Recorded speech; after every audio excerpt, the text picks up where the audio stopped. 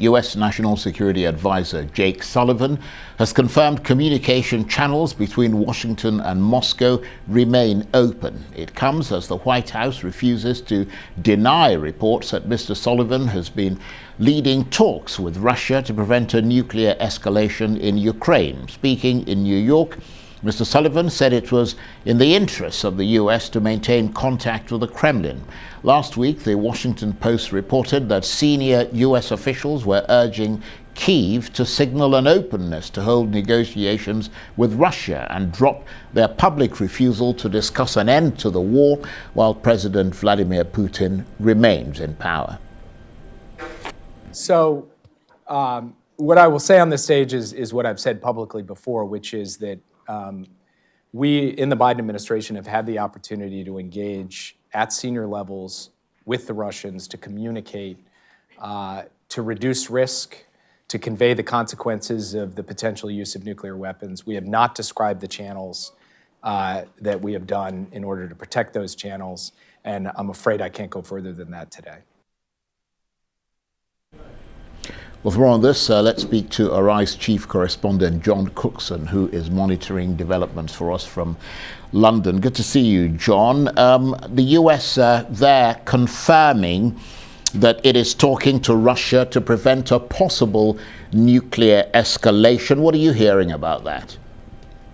Hey, Charles, good to see you. Well, this, of course, follows on from President Putin's threat last month that Russia would defend itself with nuclear weapons if Russia itself was attacked, and this would include territory which Russia has illegally seized in the south of Ukraine, including Crimea. And since then, Russian generals, we were told earlier last week, had been discussing the circumstances under which nuclear weapons would be used by Russia, and that increased tensions hugely over the whole conflict. Well, now we hear from Jake Sullivan that he's been talking to his opposite number in Moscow. That's Nikolai Patrushev, and also another senior official, Yuri Shakov, to try and defuse things and to calm tensions down over the nuclear threat. And it would seem that those discussions have been fruitful. Sullivan's office stressing, though, that they didn't talk about ending the conflict. That is the official line from his office, but I can't believe that they didn't talk about the terms under which possibly Russia and Ukraine could come to some kind of compromise, some kind of ceasefire at least.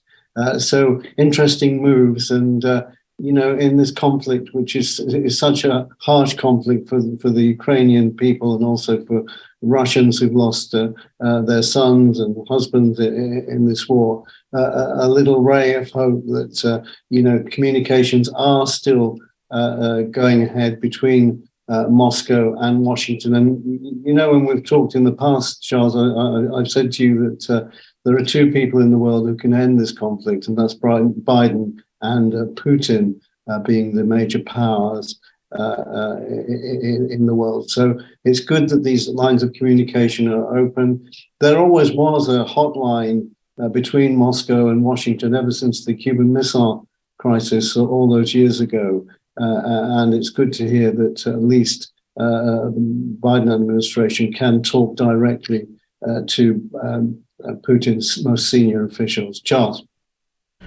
And John, talking about ending the war, I mean, there are reports that the US has asked Ukraine to negotiate with the Russians to end this conflict, but Ukraine has reportedly refused. How credible are those reports?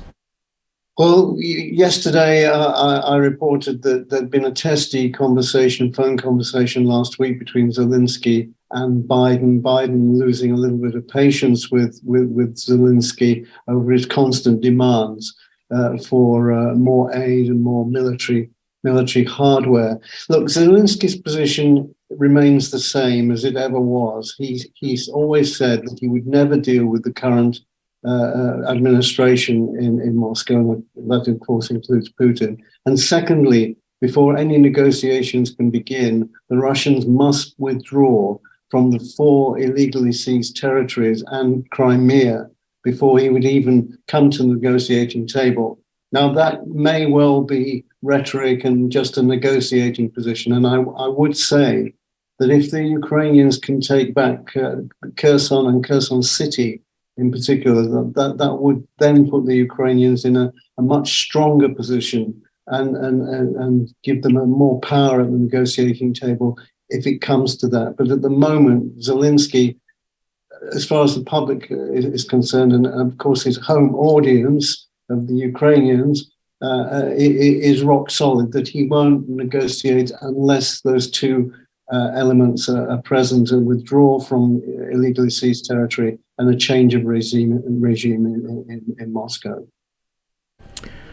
Well, I mean, I'm wondering if your assessment, John, because I mean, you know Ukraine, you've covered that, you were there during as the war was, starting and so on. You know the Americans, you know all the geopolitical sort of moves that are being made. Do you think that we've moved a step closer to this conflict coming to an end?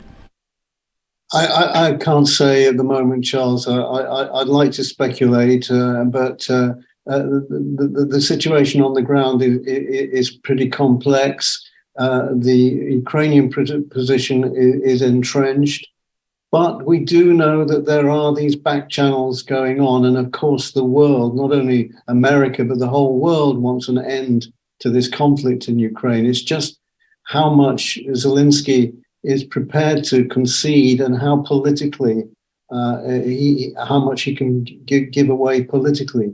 Because at the moment, the country is 86, he has an 87% approval rating from the Ukrainian people. He's a hero, but he could suddenly go from a hero to zero if he starts giving away precious Ukrainian territory over which so much Ukrainian blood has been spilled, especially amongst the civilian population.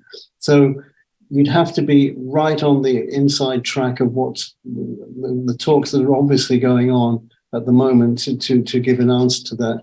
I would say that the US ambassador to the UN, Linda Thomas Greenfield, was in Khiv today. I'm sure that there'll be some sort of back channel conversations going on between herself and Zelensky.